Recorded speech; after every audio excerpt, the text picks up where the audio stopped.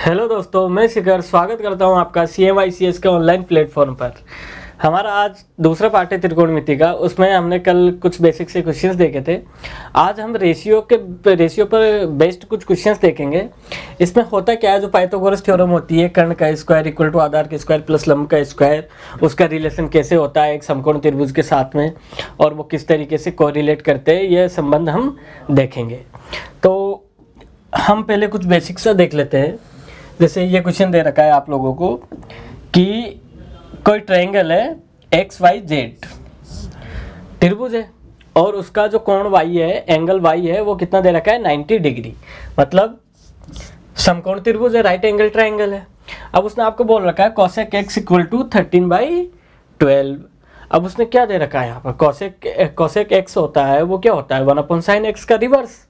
कल हमने देखा था, कल की क्लास में, उसमें क्या होता है sine equal to 1/cosec, cos equal to 1/sec, और tan इक्वल टू 1/cot। ये तीन रिलेशन हमने कल देखे थे। अब साइन क्या है, cos का रिवर्स इनवर्स, और cos क्या है sec का इनवर्स, और tan क्या है cot का इनवर्स। अब अगर कोई त्रिभुज है इस तरीके का, समकोण त्रिभुज, समकोण त्रिभुज में क्या होता है, ये क्या होता है कर्ण, ये क्या होता है आधार या बेस, और ये क्या होता है लंब यानी परपेंडिकुलर। ये कोण कितने का होता है 90 डिग्री का। अब पाइथागोरस थ्योरम के अकॉर्डिंग कर्ण का स्क्वायर इक्वल टू आधार का स्क्वायर प्लस लंब का स्क्वायर, यानी hypotenuse square equal to base square plus perpendicular square, ये होता है। अब यहाँ पर कर्ण ये है, लंब ये है, आधार ये है। अब एक ट्रिक होती है इनको याद रखने की, साइन कोस और टेन के फंक्शंस कैसे लंब कर्ण और आधार में संबंध रखते हैं, रिलेशन रखते हैं। तो उसका है लाल बटा कक्का, जहां पर एल का मतलब है लंब, ए का मतलब है आधार, और के का मतलब है कर्ण। अब अगर मैं बोलूं तो साइन इक्वल टू क्या होता है लंब बटा कर्ण, कोस इक्वल टू आधार बटा कर्ण, और tan इक्वल टू लंब बटा आधार। ये किसका फंक्शन होता है साइन का, साइन इक्वल टू लंब बटा कर्ण। अब अगर मुझे कोसेक का रेशियो निकालना है, कोसेक का अनुपात निकालना है, तो क्या हो जाएगा इसका जस्ट रिवर्स, यानी k/l, कर्ण बटा लंब, क्योंकि साइन का क्या है लंब बटा कर्ण। अगर कोसेक का निकालेंगे तो इसका क्या हो जाएगा जस्ट रिवर्स, तो ये क्या आ जाएगा कोसेक का। अब हमें क्या दे रखा है कोसेक x, ये दे रखा है, और वो कितना दे रखा है 13 इक्वल टू 13/12, क्या दे रखा है 13/12। और हमें ये पता है कि जो लंब बटा कर्ण है इसका इनवर्स हो जाएगा, तो क्या आ जाएगा कर्ण बटा लंब। मतलब यहाँ से हमें क्या दे रखा है कर्ण दे रखा है, लंब दे रखा है। With the help of Pythagoras theorem हम क्या निकाल सकते हैं, आधार निकाल सकते हैं। तो आधार कैसे निकाल लेंगे,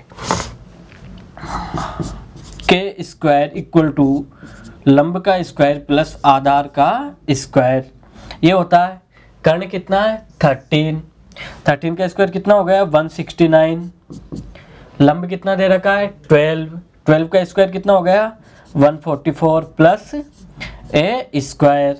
तो ए स्क्वायर इक्वल टू कितना आ जाएगा 169 माइनस 154 यानी 25। तो ए स्क्वायर इक्वल टू 25, तो ए इक्वल टू कितना आ जाएगा 5, यानी आधार का जो अनुपात है वो कितना आ गया 5। अब उसने बोला क्या है कि जो एक ट्रायंगल है, ये क्या है x y z इस तरीके से। अब उसने क्या बोला है क्वेश्चन में कि जो एक्स वाई की लंबाई है वो कितनी है 1 सेंटीमीटर, एक्स वाई की जो डिस्टेंस दे रखी है वो कितनी दे रखी है 1 सेंटीमीटर, 1 सेंटीमीटर दे रखी है। अब हमें पता है जो एक्स वाई का अनुपात निकला है वो कितना निकला है 5, एक्स वाई का अनुपात कितना निकला है 5। तो हम यहाँ से क्या निकाल सकते हैं 5 अनुपात की जो लंबाई है वो कितनी है 1 सेंटीमीटर। तो 1 अनुपात की जो वैल्यू है वो कितनी है 1/5 सेंटीमीटर। अब आपसे पूछा क्या है YZ क्या है लंब, तो 12 अनुपात की कितनी हो जाएगी, 12 इंटू 1/5। तो इसको आप सोल्व करोगे, 12/5 इक्वल टू 2.4 सेंटीमीटर। तो आपकी जो वाई जेड है, लंब है, उसकी लंबाई कितनी आ जाएगी सेंटीमीटर में, 2.4 सेंटीमीटर। कौन सा ऑप्शन है, ऑप्शन सी 2.4 सेंटीमीटर। इसी तरीके का हम अगला क्वेश्चन देखेंगे, वो भी इसी पे बेस्ड है पूरे तरीके से। उसमें भी एक ट्रायंगल दे रखा है, उसमें उसने किसका रेशियो दे रखा है, सेक का। किसका रेशियो दे रखा है, सेक का। और सेक किसका फंक्शन होता है, कॉस का। तो उसने क्या बोला है, कोई ट्रायंगल है DEF जिस पर E क्या है, राइट एंगल ट्रायंगल, और आपको किसका रेशियो दे रखा है, सेक D का। सेक D का रेशियो जो दे रखा है वो कितना है, 17/8 ये दे रखा है। और आपसे पूछे क्या, साइन F का मान क्या होगा। अब हमें पता है ट्रायंगल क्या होता है, राइट एंगल ट्रायंगल इस तरीके से होगा। यहाँ पर क्या है, D, ये E है और ये F है। ये जो एंगल है वो क्या है, राइट एंगल, 90 डिग्री का एंगल है। अब आपको उसने बोला है सेक D।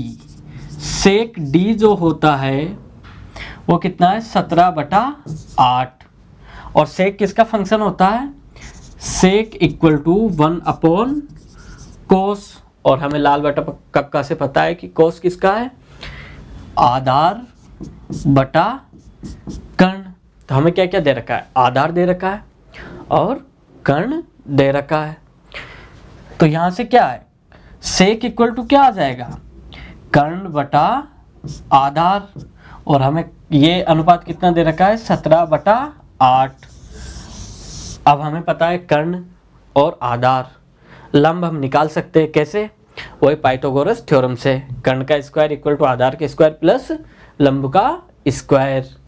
तो क्या होता है, K square equal to L square plus A square. K कितना दे रखा है, 17। 17 का कितना होता है, 289। और लंब कितना दे रखा है, नहीं दे रखा है, तो एल स्क्वायर। ए कितना दे रखा है, 8। तो कितना, 64। L square equal to 289 minus 64। इसको माइनस करोगे कितना आ जाएगा, 225। तो जो एल स्क्वायर है 225 है, तो एल इक्वल टू क्या आ जाएगा, 225 का अंडर रूट यानी 15 क्या आ गया, लंब। अब हमें क्या क्या तीनों पता चल गए, लंब का अनुपात हमें पता है, कर्ण का अनुपात हमें पता है और आधार का अनुपात भी हमें पता है।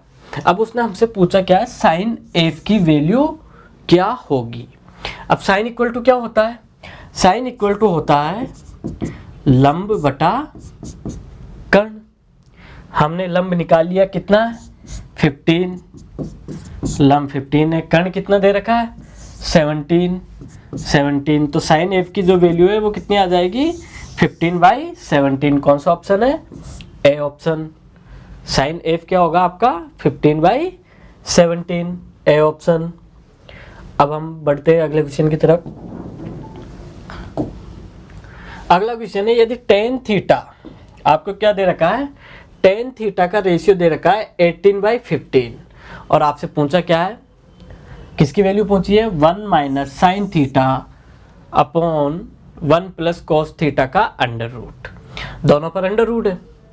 तो हमें पता है टेन थीटा क्या होता है, टेन थीटा इक्वल टू 8/15। और लाल बटा कक्का, लाल में लास्ट में क्या आ रहा है, एल, और कक्का का ए। तो क्या आ जाएगा, लंब और आधार। क्या क्या दिया है आपको, लंब दिया है, आधार दिया है। वही पाइथागोरस थ्योरम से हम क्या निकाल सकते हैं, कर्ण। किस तरीके से, K square equal to L square plus A square. लंब कितना है, 8 का वर्ग कितना हो जाएगा, 64 प्लस 15 225 कितना आ गया, 289। के स्क्वायर इक्वल टू 289, तो K equal to under root 289 equal to 17। K की वैल्यू भी अपने पास निकल आई। के इक्वल टू कितना आ गया 17, ए इक्वल टू कितना है 15 और एल इक्वल टू कितना है 8। अब हमें क्या दे रखा है under root 1 minus sine theta upon under root 1 plus sine theta. अब हमें यहाँ से ये पता है under root 1 minus sine theta, इसकी वैल्यू हमें फाइंड करनी है under root 1 plus sine theta. अब हमें पता है साइन थीटा इक्वल टू क्या होता है लंब बटा कर्ण। लंब हमें पता है, कर्ण हमें पता है। लंब कितना दे रखा है आपको 8 और कर्ण कितना दे रखा है 17। अब दोनों जगह साइन थीटा है, साइन थीटा साइन थीटा, तो यहाँ पर वैल्यू रखेंगे तो आंसर आ जाएगा। वैल्यू रख कर देखते हैं किस तरीके से 1 minus sine theta 8/17 upon 1 plus 8/17, इस तरीके से वैल्यू रख देंगे तो क्या आ गया 17 माइनस 8 यानी 9/17 अपॉन अंडर रूट क्या है 17 प्लस 8 25/17 ये आ गया। 17 से 17 कैंसिल हो जाएगा तो क्या आ जाएगा 1 minus sine theta upon 1 plus sine theta का अंडर रूट 9/25। तो इसका क्या है 9 का कितना आ जाएगा 3 और 25 का अंडर रूट कितना आ जाएगा 5, तो कितना आ जाएगा 3/5। जो under root 1 minus sine theta upon under root 1 plus sine theta है उसको इस तरीके से सॉल्व करेंगे वैल्यू रखकर, तो अपने पास क्या आ जाएगा 3/5। कौन सा ऑप्शन है सी ऑप्शन। तो इस तरीके से इसको सोल्व करने के बाद में क्या आप under root 1 minus sine theta upon under root 1 plus sine theta की वैल्यू निकाल सकते हो। सोल्व करने के बाद में जो आंसर आएगा वो क्या होगा सी ऑप्शन 3/5। इसी सीरीज में हम अगला क्वेश्चन देखते हैं अब। हाँ, इसमें दे रखा है यदि sine theta equal to A upon under root A square plus B square है और जो थीटा लाई करता है वो किससे किसके बीच में करता है 0 से 90 डिग्री के बीच में, तो आपसे पूछा है sec theta plus tan theta की वैल्यू क्या होगी। Sec theta plus tan theta की वैल्यू आपको फाइंड करनी है। अब हमें पता है ये क्या दे रखा है sine theta equal to A upon under root A square plus B square. यहाँ से हमें पता है साइन थीटा इक्वल टू क्या होता है लंब बटा कर्ण, उसकी वैल्यू कितनी दे रखी है ए upon under root A square plus B square. तो यहाँ से हम क्या निकाल सकते हैं आधार निकाल सकते हैं। पाइथागोरस थ्योरम से देखने में थोड़ा कॉम्प्लिकेटेड सा लग रहा है पर वो कॉम्प्लिकेटेड है नहीं, बहुत आसान क्वेश्चन है। वही हमें पाइथागोरस थ्योरम लगानी है। कर्ण का स्क्वायर इक्वल टू आधार का स्क्वायर प्लस लंब का स्क्वायर। तो क्या होता है हमें लंब और कर्ण दे रखा है और के स्क्वायर इक्वल टू आधार का स्क्वायर प्लस लंब का स्क्वायर। तो यहाँ से हम सिंपल शब्दों में हम इसे निकाल सकते हैं। के स्क्वायर क्या दे के की वैल्यू क्या दे रखी है आपको under root A square plus B square. तो under root A square plus B square का वर्ग कर्ण का वर्ग इक्वल टू फिर क्या दे रखा है आपको लंब। लंब क्या है ए, तो ए स्क्वायर प्लस फिर क्या है लंब के बाद में आपको आधार नहीं दे रखा है तो आधार को ऐसे कैसे ही रख दो ए स्क्वायर। तो इसका जब वर्क करेंगे तो क्या आ जाएगा A square plus B square equal to A square plus capital A आधार का स्क्वायर। तो यहाँ से जब इसको पक्षांतरण करेंगे तो ए स्क्वायर इक्वल टू क्या आ जाएगा A square equal to A square plus B square minus A square. तो ए स्क्वायर से ए स्क्वायर कैंसिल हो गया तो ए स्क्वायर इक्वल टू कितना आ गया, बी स्क्वायर। तो आधार की जो वैल्यू है आपकी कितनी आ जाएगी, बी। आधार की वैल्यू कितनी आ गई, बी। अब हमें पता है लंब पता है कितना, ए है। कर्ण पता है क्या है, under root A square plus B square. और जो आपको आधार दे रखा है उसकी वैल्यू भी कितनी आ गई, आधार इक्वल टू बी। अब आपसे पूछा क्या है, sec theta plus tan theta.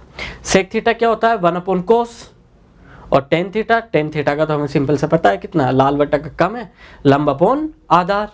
तो सेक थीटा का क्या आता है, कोस, और कोस का क्या होता है, आधार बटा कर्ण। तो सेक का क्या हो जाएगा, कर्ण बटा आधार, प्लस टेन का क्या होता है, लंब बटा आधार। अब हमें के की वैल्यू भी पता है, ए की वैल्यू भी पता है, और एल की वैल्यू भी पता है। तो वैल्यू पुट करेंगे यहाँ पर। कर्ण कितना दे रखा है, under root A square plus B square, under root A square plus B square upon आधार कितना निकला अपना, बी, प्लस लंब कितना है, ए, आधार कितना है, बी, तो बी रख दिया। अब इसको सोल्व करेंगे किस तरीके से, यहाँ पर क्या है, बी है, बी एलसीएम आ जाएगा, तो बी ऐसे कैसे आ गया, under root A square plus B square plus A, यही आपका आंसर होगा, under root A square plus B square plus A upon B. कौन सा ऑप्शन है, बी ऑप्शन। देखने में कॉम्प्लिकेटेड सा लग रहा था, पर वही है कि सॉल्व करने के बाद में बहुत इजीली हम इसे पाइथागोरस थ्योरम से सॉल्व कर सकते हैं।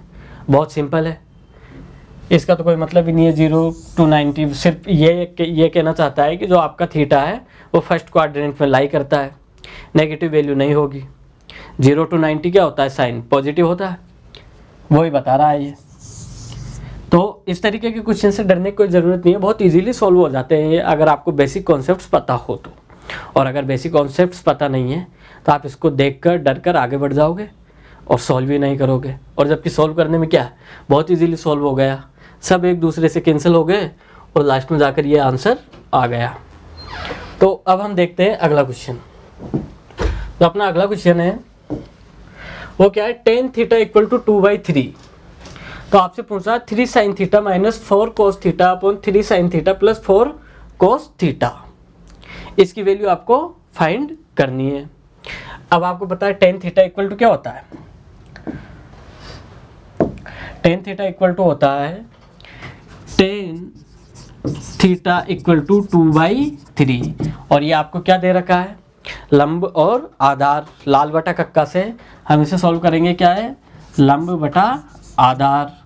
तो टेन थीटा इक्वल टू कितना, लंब दे रखा है, आधार दे रखा है, तो के कर्ण हम यहाँ से निकाल सकते हैं। K square equal to L square plus A square, K equal to L कितना दे रखा है, 2 का स्क्वायर तो 4, आधार कितना दे रखा है 3, तो वो कितना हो जाएगा 3 3 9, 3 का स्क्वायर 9, के स्क्वायर, तो के इक्वल टू कितना आ जाएगा अंडर रूट 13।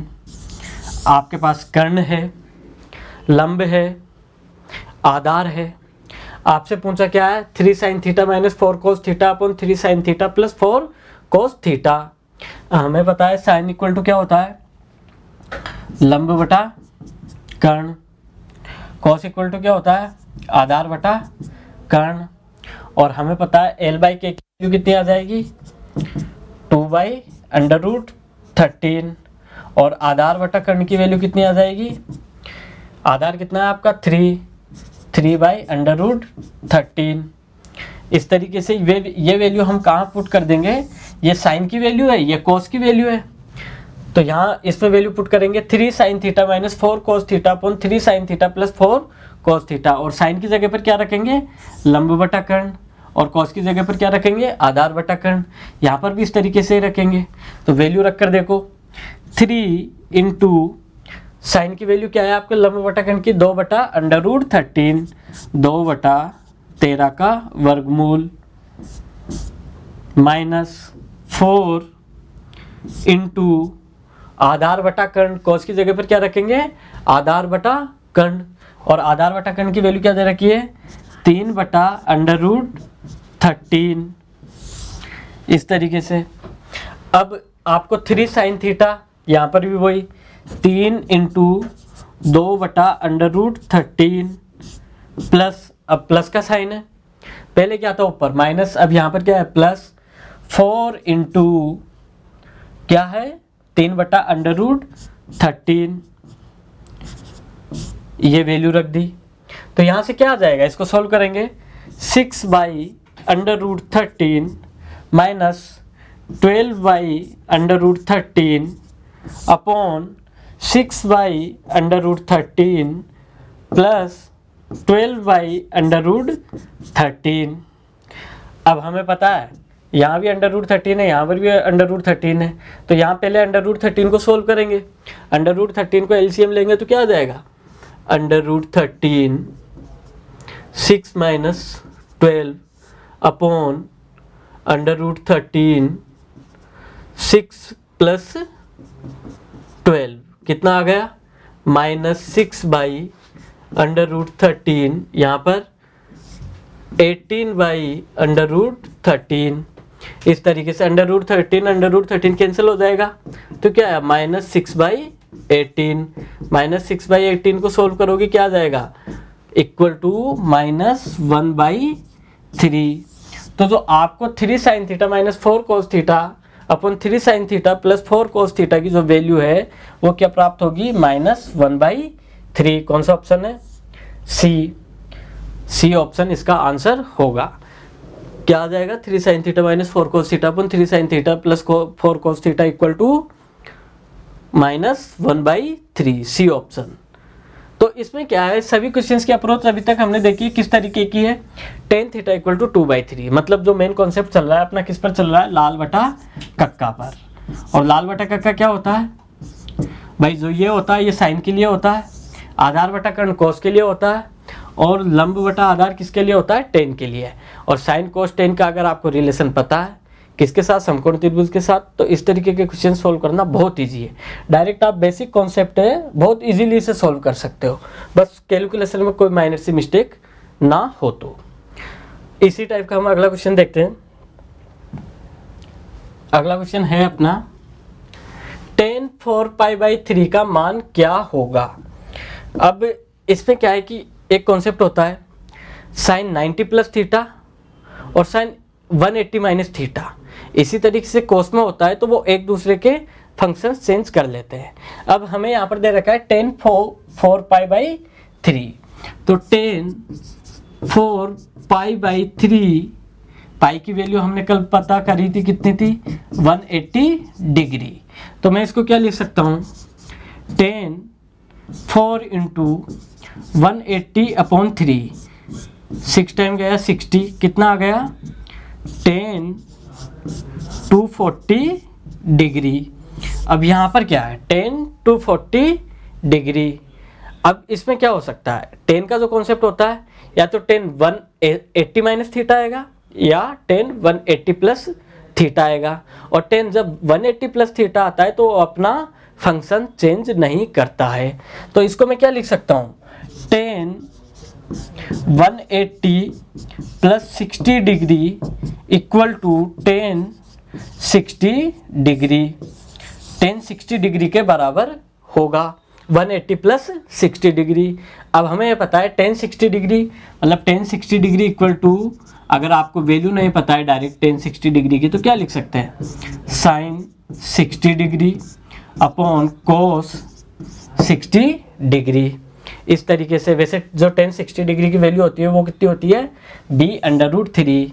अगर आपको पता है तो डायरेक्ट यहाँ से भी निकाल सकते हैं। जबकि साइन 60 डिग्री की वैल्यू कितनी होती है, √3/2 अपॉन 1/2।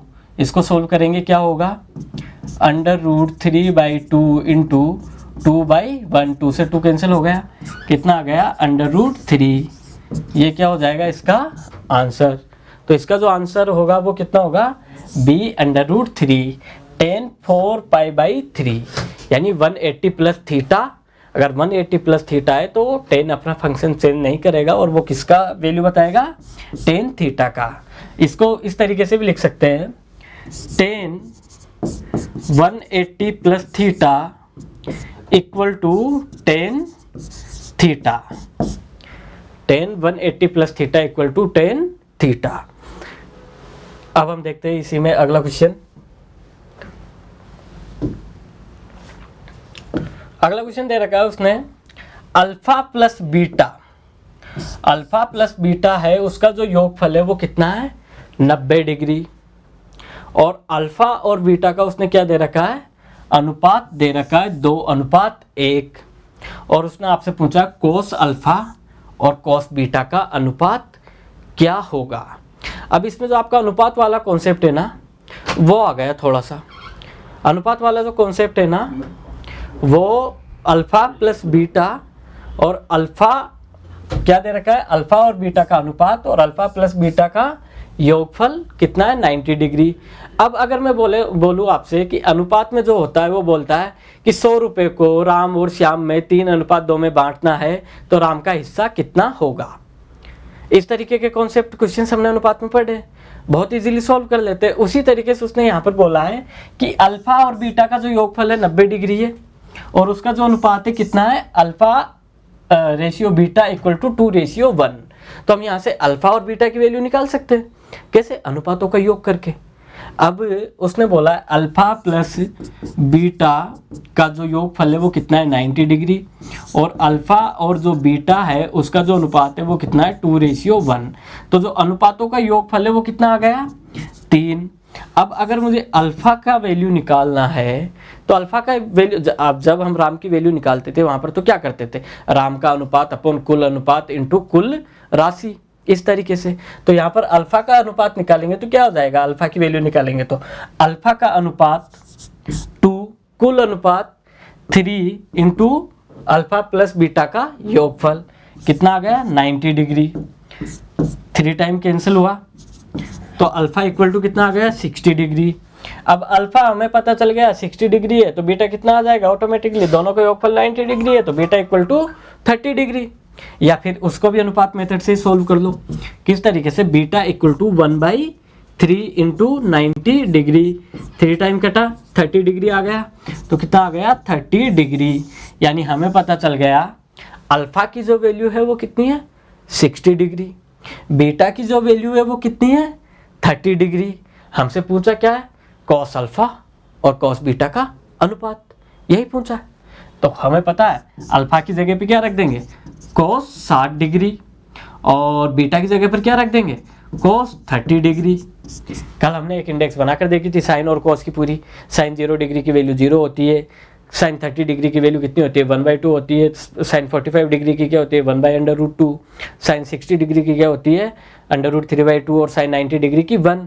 तो हमने कॉस में देखा था, कॉस में क्या देखा था जस्ट रिवर्स, कॉस 0 की वैल्यू कितनी होती है 1, और कॉस 30 डिग्री की 1/2, और नहीं कॉस 30 डिग्री की √3/2, और इसकी कॉस 60 डिग्री की 1/2।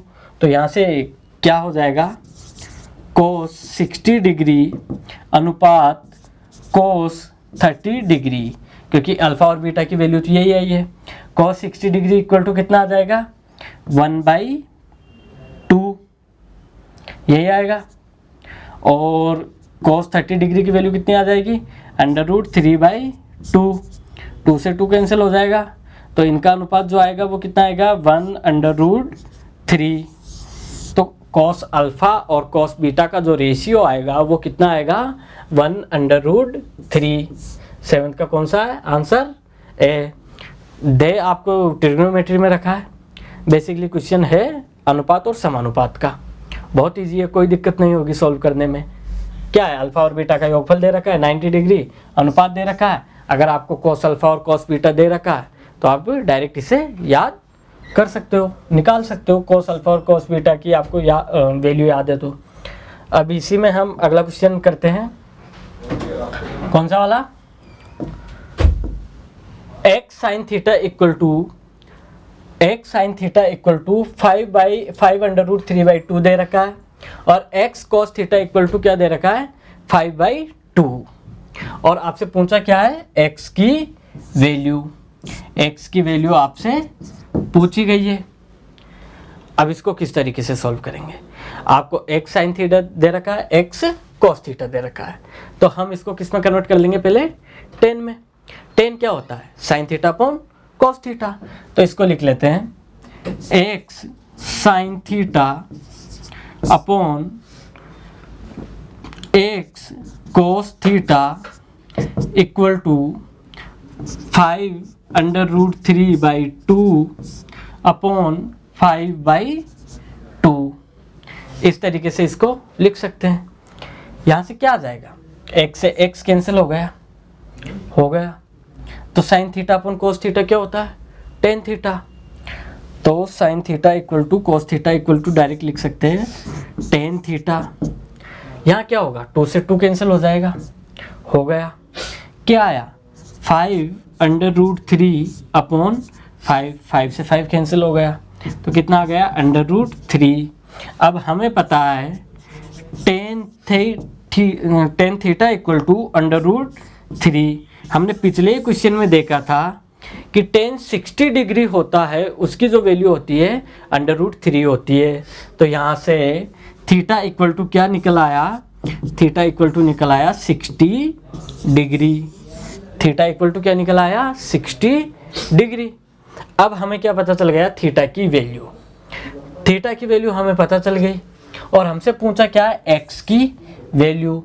तो हम यहाँ पर एक्स की वैल्यू रख, थीटा की वैल्यू रख के एक्स की वैल्यू निकाल सकते हैं। किस तरीके से, थीटा इक्वल टू 60 डिग्री, तो यहाँ रख दिया मैंने x sine 60 degree equal to 5√3/2। तो x इंटू साइन 60 डिग्री कितना होता है, √3/2।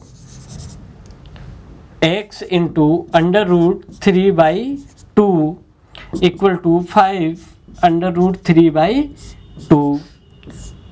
√3/2 से √3/2 कट गया, तो x इक्वल टू कितना आ गया, 5।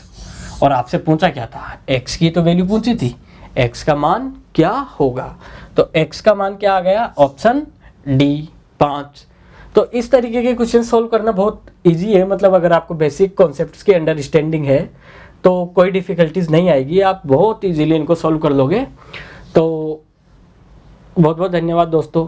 आगे भी मैं इस तरीके के कुछ सेशंस लेकर आता रहूँगा आपके लिए।